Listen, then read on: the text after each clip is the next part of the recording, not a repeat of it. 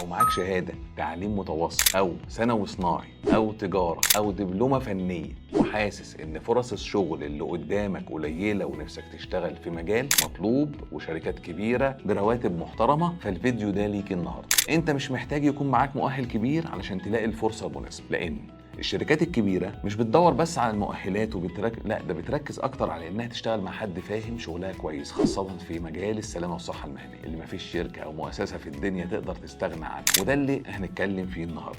السلامة والصحة المهنية ده المجال اللي بيهتم بكل حاجة متعلقة بسلامة العاملين وتقليل الحوادث والإصابات في أماكن العمل، سواء في المصانع، مواقع البناء، مستودعات أو حتى في المكاتب. لا ده مجال بيعتمد بشكل كبير على الخبرة العلمية والشهادات الدولية مش بس بالمؤهلات العليا، وده اللي بعلمه لك بالظبط معايا في دبلومة السلامة والصحة المهنية وفق معايير الأوشا الأمريكية، اللي بتدرس فيهم 40 ساعة كاملة عن كل حاجة في المجال ده من الألف إلى الياء. بجهزك لاختبار الشهادة الدولية بتاعتها، وهتفضل معاك خطوة بخطوة لحد ما تضمن الشهادة وتتخرج منها. معاك الدبلومة مهنية في السلامة والصحة المهنية معترف بيه دوليا. اللي في دماغك دلوقتي ألف سؤال، المصطلحات هتبقى صعبة عليا، المحاضرات كلها بالإنجليزي، طب أنا مش فاهم الكلام ده إزاي؟ فما تقلقش خالص، أنا بطمنك وبقول لك إن الدبلومة اللي أنا بقدمها لك معمولة مخصوص علشان تنزل. أشرح لك كل حاجة بطريقة بسيطة ومباشرة، كل محاضرة كل معلومة بشرحها بالعربي وبتأكد إن أنت فاهم كل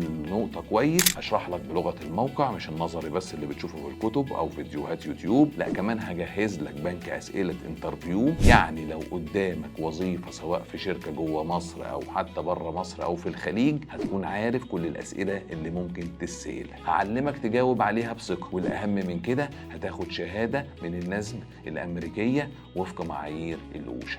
دي شهادة بتقول إن للشركات إن أنت راجل مؤهل بمستوى عالي، هتفتح لك أبواب رزق وفرص كتيرة بإذن الله في مصر أو في الخليج أو في أي شركة عالمية. شوف الفيديو ده علشان تعرف أكتر عن الدبلومة وكل تفاصيلها وإزاي تحجز مكانك معايا في الراوند الجاي من خلال الرابط.